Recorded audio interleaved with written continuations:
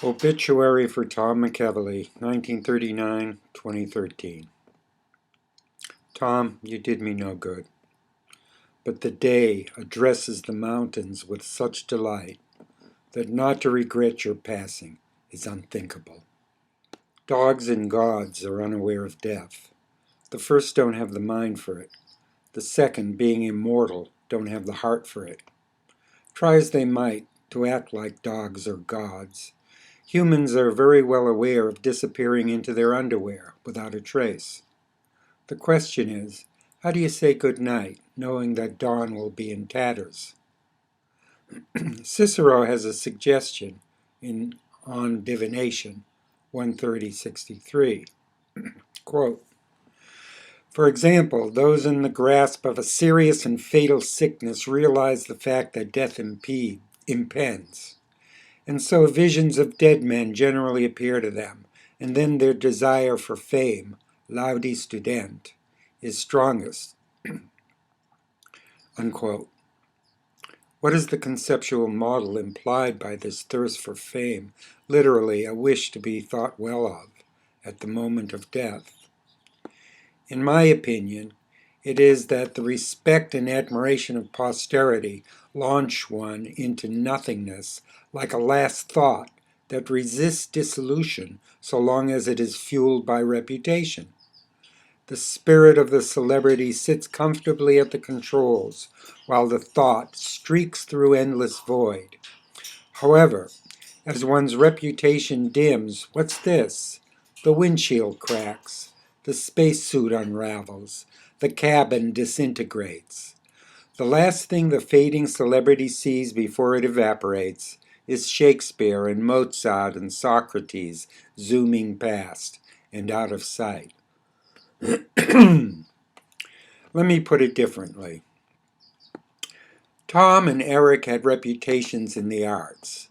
As they got older and appreciably closer to the grave than the cradle, I noticed they began to imagine themselves dead in order to look back over their shoulder and enjoy the sight of posterity, now walking solemnly behind, now breaking into jubilation, like a turn-of-the-century New Orleans jazz band burying a friend.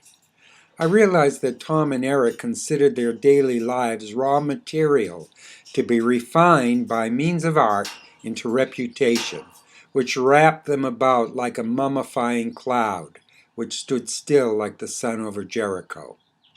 The idea was that when the cloud maker died, anyone who cared enough to mount the scaffolding and enter the cloud would find a space at the center filled with cloudless blue sky.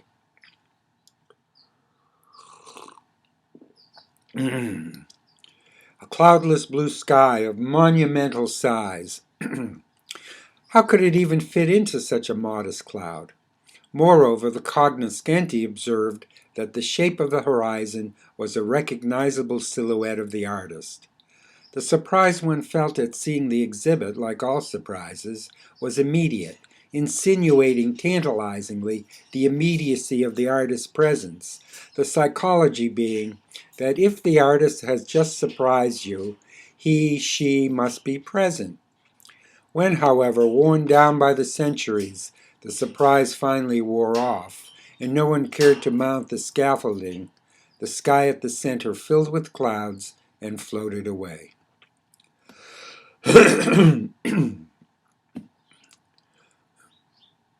Seeing that the forces of insurrection are slowly gaining momentum, and that the middle class, in which you nested your eggs, is gradually losing altitude, to this extent am I confident that my posthumous reputation will outlive yours, that I am willing to give you a 10-year head start. The dead rise to McEvilley's Badlands blog in the hope of getting their ashes kissed.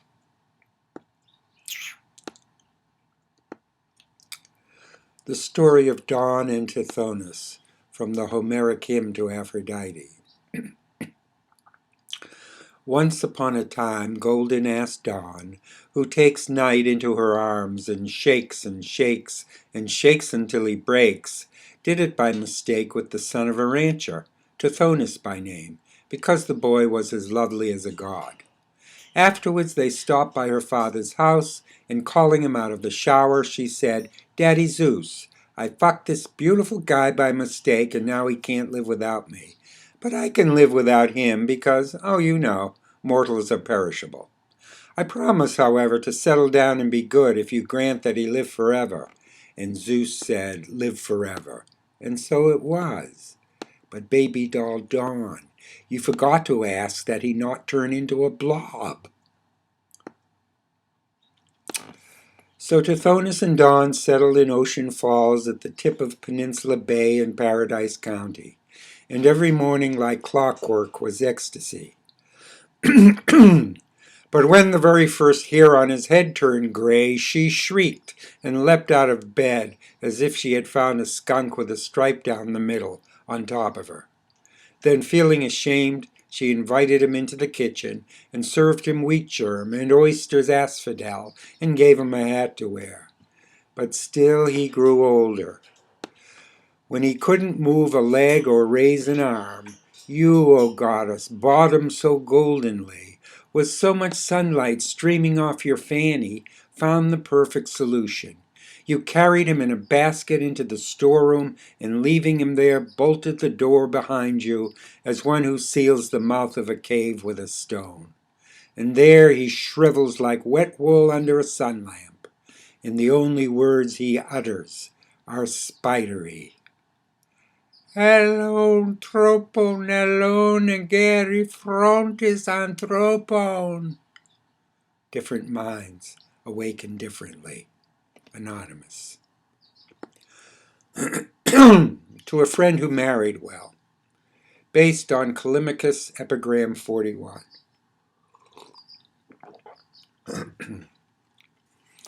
Half of you is thrilled, half is uncertain whether you eloped with love or death, though it's indisputable that you disappeared.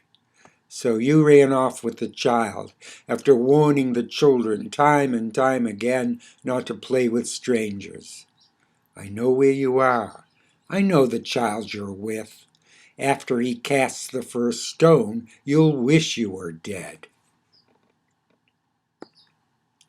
Sappho, quote, I say that something of me in subsequent ages will be remembered, unquote.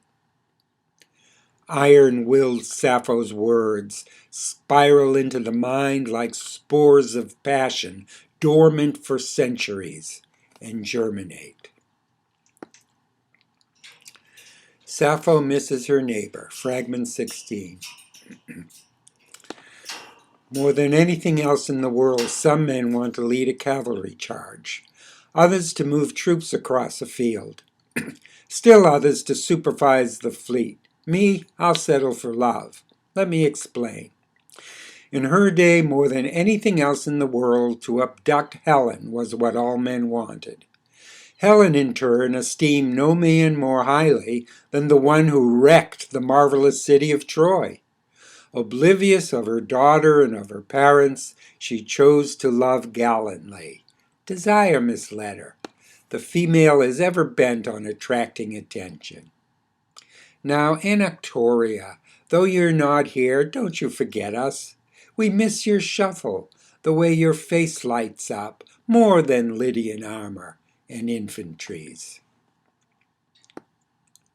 Praxilla, Greek poetess, contemporary with Sappho. Fragment of a love poem. No, I never really convinced the heart in your breast. What a ghost told Praxilla. Sunlight, starlight, moonlight, apples, cucumbers, pears, I miss the most. Peeping Praxilla. Standing by a window, a touching sight I spied. From the neck up a puppy, from the neck down a bride. New shoes for epigram 13 of Callimachus. Does Caridas sleep under you? If you mean Caridas, son of Eremus of Cyrene, he's under me. Oh, Caridas, what do you see there? Darkness. Any roads out? Illusion. What about God? Mythos. What shall I tell your wife? Prayers don't help. Can't you say anything nice? Worms taste good. After the Greek anthology. I see you're wild with anticipation, so I'll not detain you. See the house with the yard dogs with hard-ons? That's Aphrodite's place. She's expecting you. Roman morning. The Romans described dawn as sideribus dubiis, as the time when stars are doubtful, including the sun. When frigida circum agent gris seraco butai. When the frosty wagon of pot-bellied Mr. Boots turns on a dime.